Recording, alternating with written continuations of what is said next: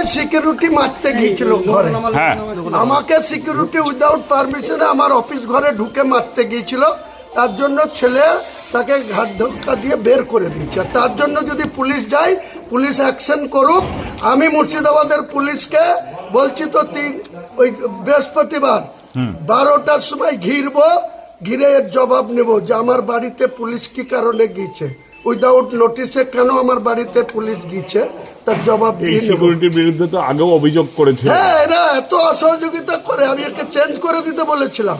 আইসি বহরমপুরকে জিজ্ঞেস করেন, বলেছিল চেঞ্জ করবো। RI রাজা বাবুকে জিজ্ঞেস করেন, যিনি আছেন RI সাহেব, তিনাকে বলেন এনাদের এত ফোর্সের ক্রাইসিস, বাধ্য করে ওদেরকে আমাদের সঙ্গে রেখেছে। আর তারা এত ঔদ্ধত্য তাদের, আমার ঘরে ঢুকে আমাকে চেঞ্জ করছে, আমাকে উল্টি মারবে এরকম অবস্থা। সেখানে আমার ছেলে তাকে ঘাট ধাক্কা দিয়ে বের করে দিচ্ছে।